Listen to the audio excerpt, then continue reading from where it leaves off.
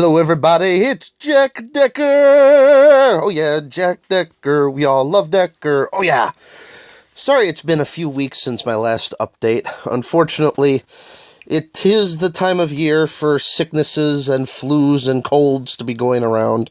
Been dealing with that the last couple days. Also having to deal with Microsoft bricking my computer. You know, I never wanted 8.1 anyway. I've got some software that's not compatible with that I need for my business, and I cannot be dealing with them pushing this 8.1 update. So what do? When I turn my computer off, suddenly it magically is forcing the 8.1 update on me. Then, after waiting 30 minutes for it to do its magic, the computer tries to turn back on, but oops, it's bricked. Thank you, Microsoft. Only you could force me to install an update that I don't want or need and break my computer in the process. Thank you ever so much. But moving on to the happier notes, this past weekend was Super Bowl Sunday! We all got to see whoever it was play the Super Bowl. I'm sorry, I'm not a big Super Bowl fan. I could care less who won the game, and even though it's now Wednesday, I still don't know who won. But the two things that I really enjoy coming out of the Super Bowl every year is, one, the commercials. These people spend millions upon, I think, they say Budweiser spent $1 billion on their new heartwarming commercial.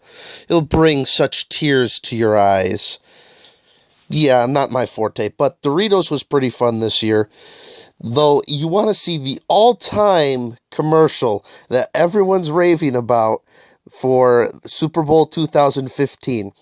Pause the video right here and look up Nationwide Super Bowl 2015 commercial. You paused? You sure? You watched the video? You're coming back? Awesome. This was my first thought upon seeing that video. Mommy, please buy Nationwide insurance so I don't drown in the bathtub, Mommy. Why is the poor kid drowning in the bathtub on the insurance commercial after having such fun flying around? Yeah, messed up, I know. But Nationwide, what were you thinking putting that on TV?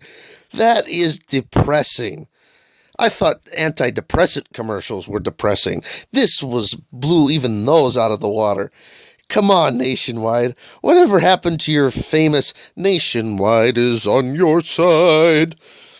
That silly little jingle that everybody sings. That would have been much better to having the poor kid drown in the bathtub in the home. I mean, like dog commercials. Those poor rescue dog commercials are the only thing that is slightly close to it in terms of depressing value.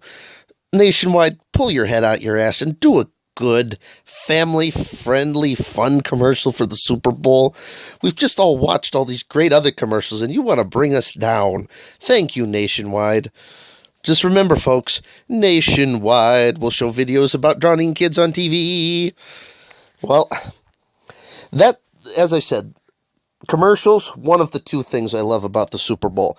The second thing that I love about the Super Bowl, all the conspiracy theories that the Super Bowl is an Illuminati contrived thing to enslave all humanity. And this year did not disappoint. Already, I was looking around the interwebs. Katy Perry's, what music video was it? Roar, where she's standing on the back of a lion.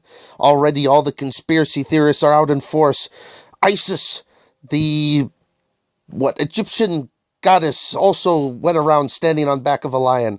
And ISIS is the name of a super terrorist group. But because ISIS was an Egyptian god that also was part of Ra, married to Ra, whose all-seeing eye is used as part of the Illuminati, means the whole show is an Illuminati conspiracy to promote ISIS. Yeah, if you're having trouble following along with that logic, don't worry, you're not alone.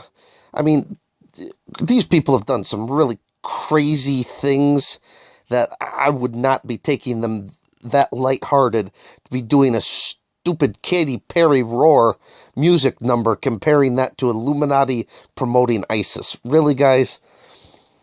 But any year that they've had it, you've always got these Illuminati conspiracy nuts going crazy, such as Beyonce with her husband's name, Jay-Z, and his all-seeing eye routine.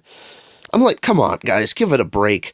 Sometimes a lion riding across the Super Bowl stadium is just a production piece because, let's see, the music video included a lion already? Thank you, guys. Ugh. Those are at least the highlights for me from the Super Bowl. As I said, I don't really care much about the Super Bowl, except for later I love watching the commercials and then reading up on the latest conspiracy theories on Reddit. Thank you, Internet, for giving us such joy. Anyway, I was going around the internets to find out what other cool things have happened this week. Found out the world's oldest man is celebrating his 112th birthday today. Wow. Apparently, it's a Japanese man recognized as the oldest living man.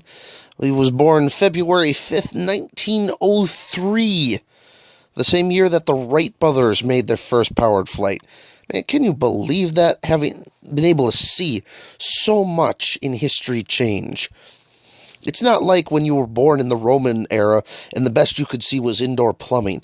This guy got to see from mankind taking their first flight, if he could remember it, all the way up to now, the age of the supercomputer. Imagine getting to see all those changes in the world. That would have been a really, really cool life he must have had.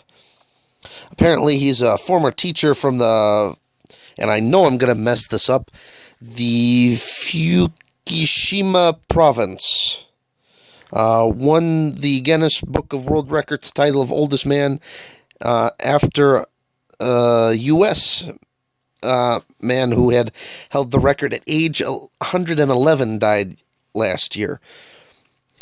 So that's the secret to it. He's living off of the radiation from the reactor disaster. That's how you live to 112 years old. Also, reading about me, I'm a big fan of drones. However, I'm not too much of a fan of the idea of them flying around in my office space to deliver coffee to all the employees. A, we got some low-hanging ceilings where I work. B, it's pretty crowded to begin with.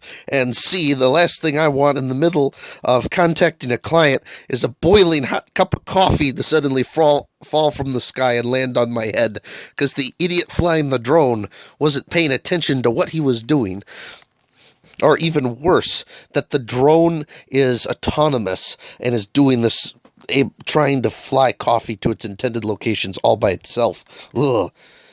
Apparently, the accounting software firm MYOB has released the Future of Business in Australia 2040 report, which they suggest that these types of bizarre contraptions might be flying around in a workplace near you. They were also talking about holograms in the workplace. Now, I admit that would be cool. Remember in Star Wars when you saw holograms for the first time, or better yet, even Star Trek with those hard light holodecks that you could go around and live out your fantasy? That would be an amazing invention right there. You could forget Battlefield being played on your PS4 at home. You'll be out in some massive holodeck theater playing Battlefield 4, by that time, Battlefield 40 for real. So cool, huh? Sadly, we've still got a ways before we can reach that level of technology that we can participate in it. But we can always dream that one day we'll be able to enjoy such marvelous toys at our fingertips. And then last, but certainly not least, for this week's amazing news for the stupidity of humanity, and I shall leave you all with this. 35-year-old man says witches instructed him to cut off his own dick. Yeah, you heard that right. Apparently, some 35-year-old guy in what looks like, how do you pronounce this? Kawara State? apparently had a dream where a bunch of witches showed up in his life and had ordered him that because he was unable to perform his manly duties, was therefore required to cut off his own dick, and then was found yelling throughout town with his severed manhood in hand, and having to be rushed to a local hospital. Unfortunately, the article does not say whether or not it was reattached, though I'm not necessarily sure I want to know that. This is the stupidity of humanity culling the sheep right here.